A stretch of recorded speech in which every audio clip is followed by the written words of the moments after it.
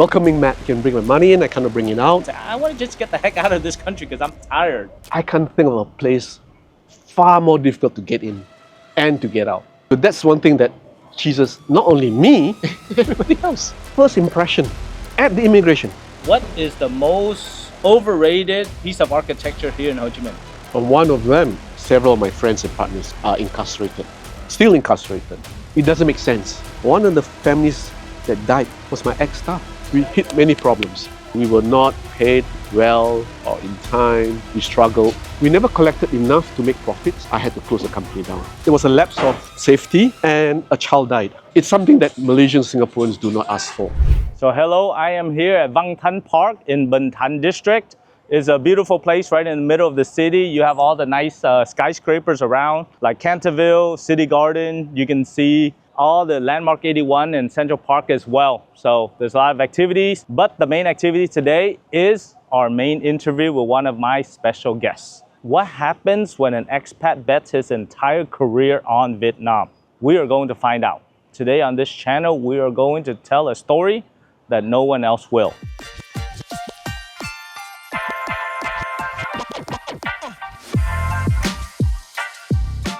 So we are here with David Ching, C-suite of award-winning international architectural firm Ong & Ong Vietnam. 20 plus years knee-deep in Vietnam in real estate, social housing, and yes, fraud scandals. Hello, David. Good morning. Thank you very much for agreeing to be on our program today. I've been waiting to interview you for a very, very long time. There's so much to talk about, especially in this current time. Your background, your position, and all the exciting things that you're just getting started doing at the tender age of 68? 65. 65, okay.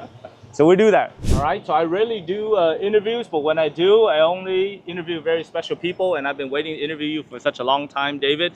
So you went from your journey from Malaysia, Kuala Lumpur, went to Singapore, worked in Singapore, and then you ended up in Vietnam. Correct. So let's go back to that time, 2001, first time you came here.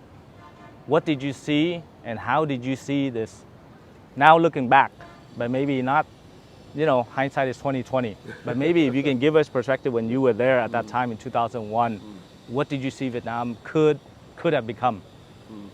And then later we'll talk about the things you've seen and then what you see now and the matching of the past with the current present.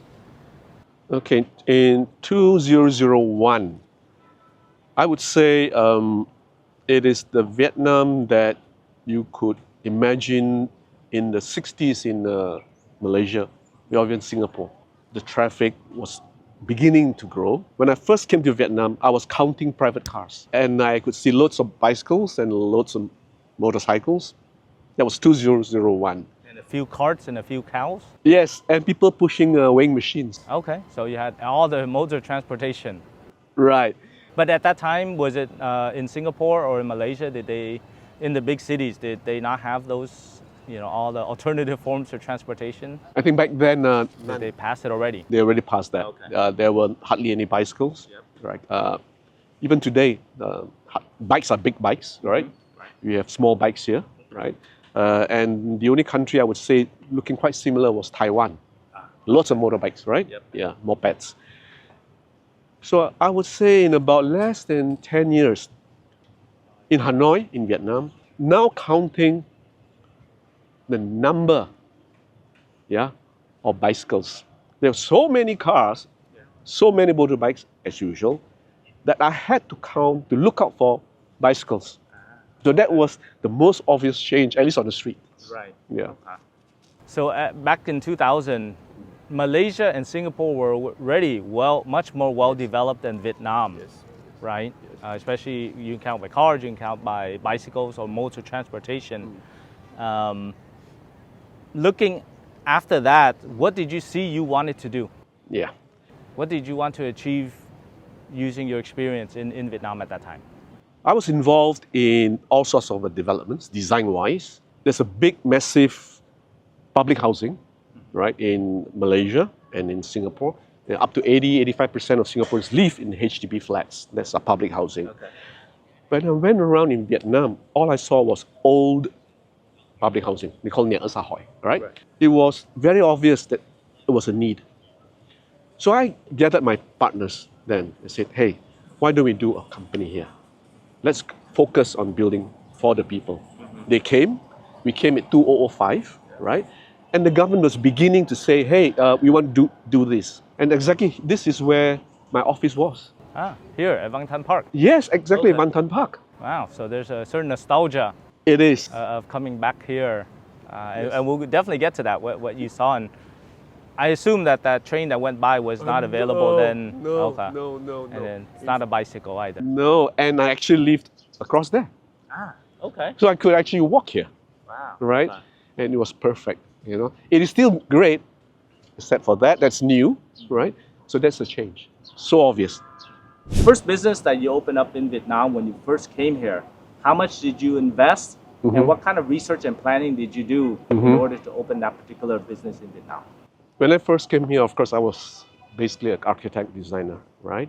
And then, as I said, I saw what was around and I decided with my new partners to build public housing. On the construction side, we came in as the main contractor.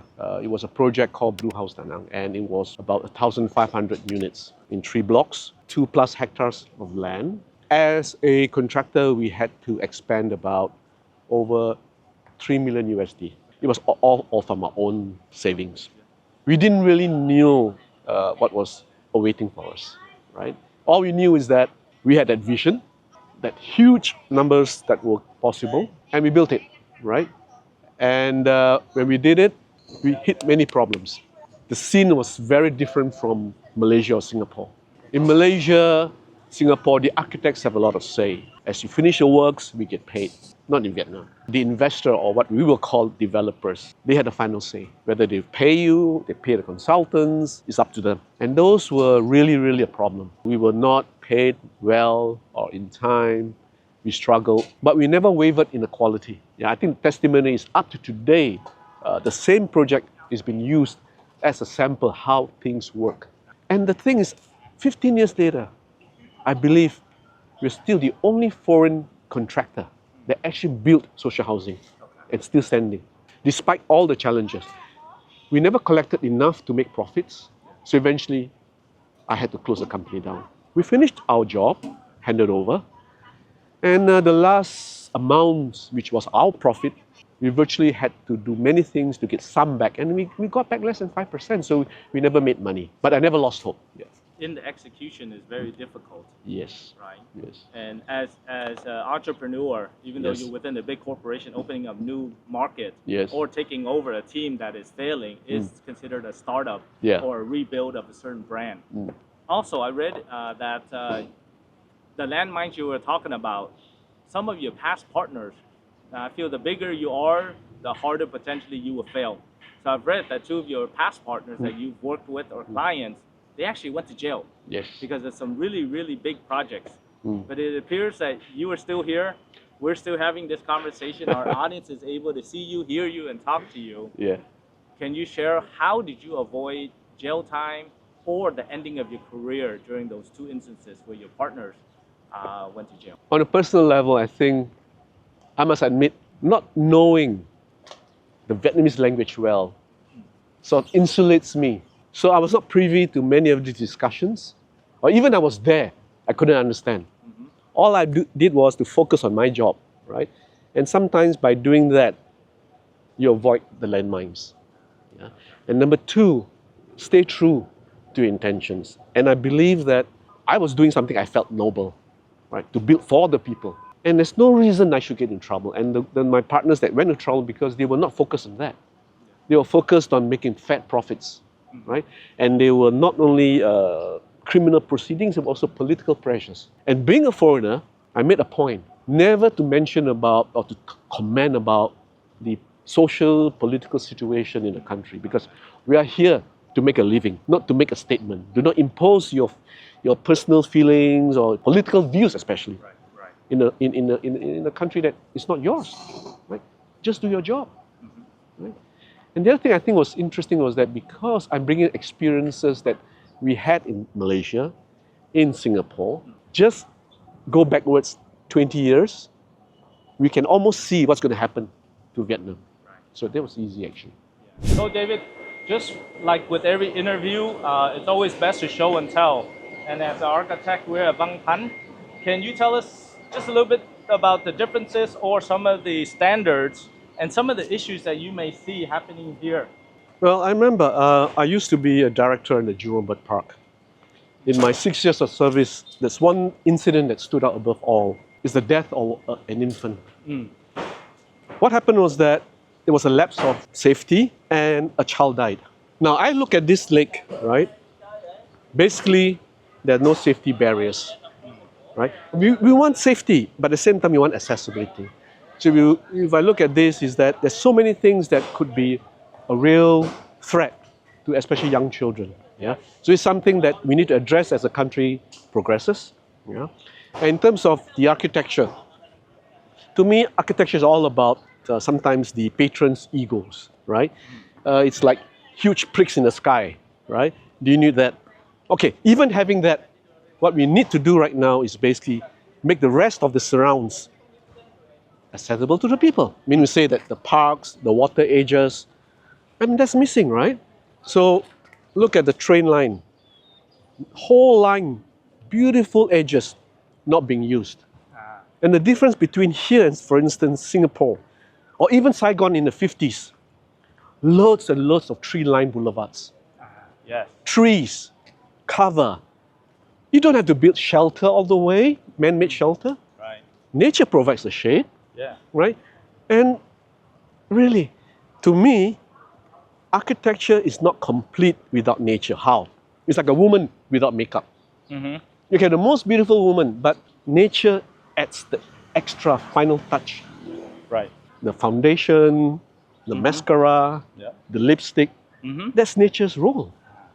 Right? So that's what I think, there's so much you see. Remember, Vietnam is such a long country in that sense. From the north to the south, the journey from Hanoi to Ho Chi Minh is longer than the journey from Ho Chi Minh to Singapore. Right, right. It's To much put in further. perspective, it's much, much further, right? Yeah. So there is often, not often, quite sometimes, snow at the northern region. Do you get that in a country as slim as Vietnam? No. Over 1,700 kilometers of beach, but most of it are not accessible. We are working on some yacht groups, marinas. We can't get the super boats to come in. Why?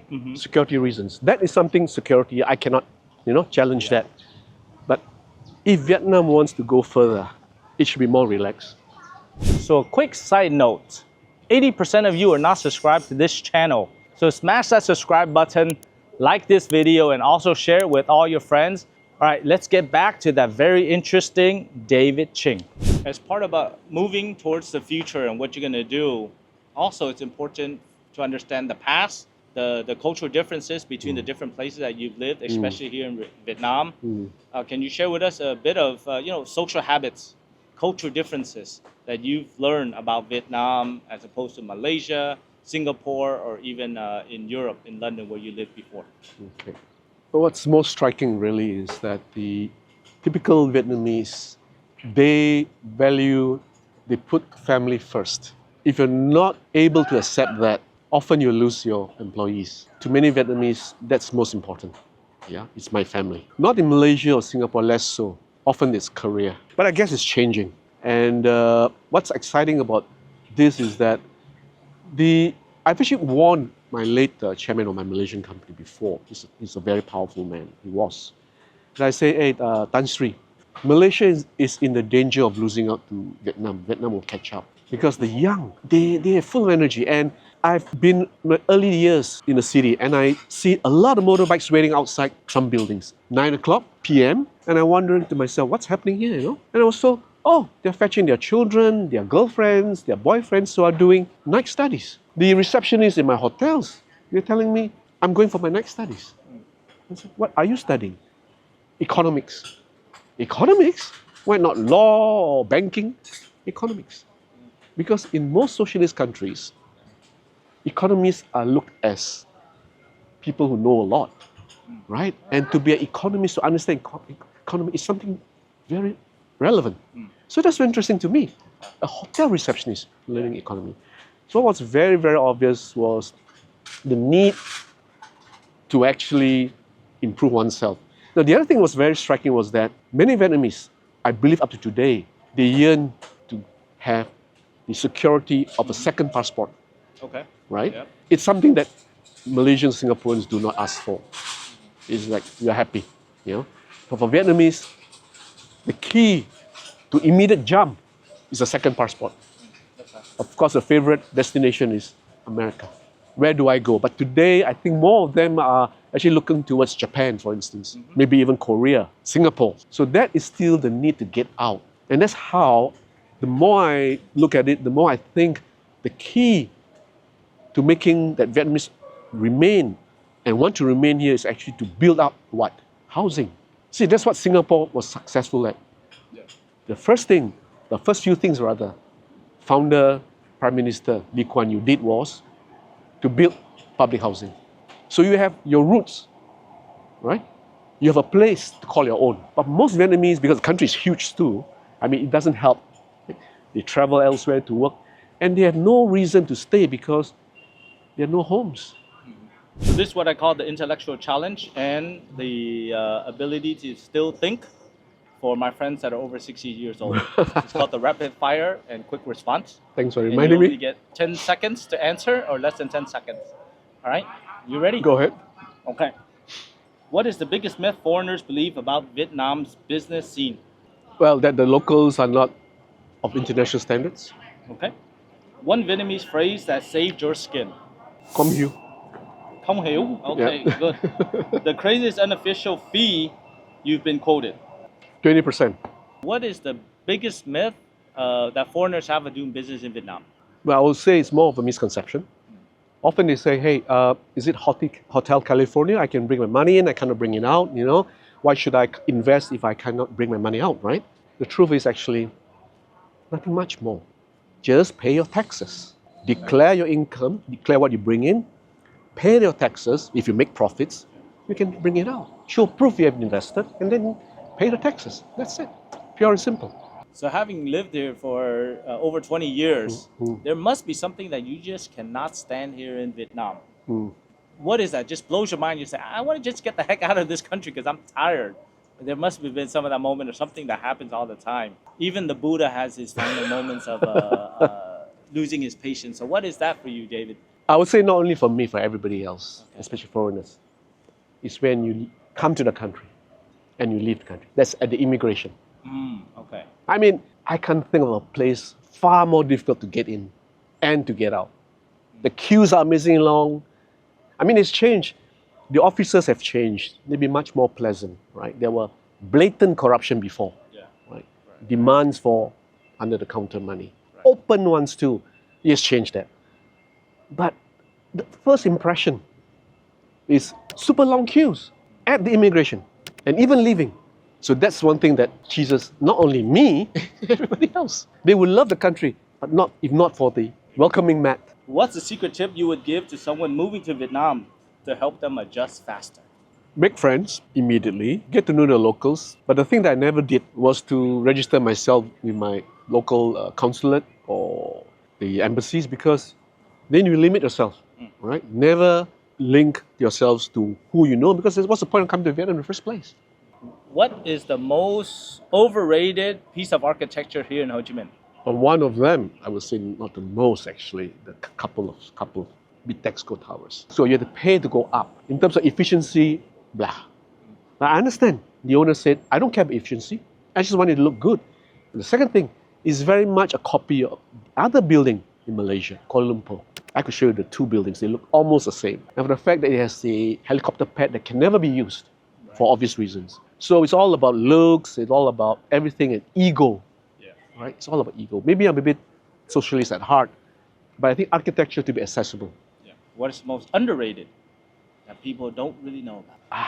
Don't really know about. That's a tough one. Because I know you do a lot of photography. You walk around, you must see some stuff you want people to see. Nothing really stands out, honestly. I know. Women. Things that they have, but you don't want people to see. And that's the lure and that's the problem. And most wives will say, you're not going to Vietnam. So that is underrated. You show them more, but nobody shows them. Thank you very much for joining the Rapid Fire. But there are some powerful groups that you're a part of. that also, I'm sure you've led you throughout the years. And now that you're no longer with Ong and Ong after 20 years, you have more time to dedicate. So part of it, the PBEC, Yes. and of course the Architectural Association as well. Mm-hmm. So tell me a little bit more about these groups, what your role is or are in them, and how are they going to help you for your future plans? Many of these things actually is serendipity, right? I came here not knowing anybody really.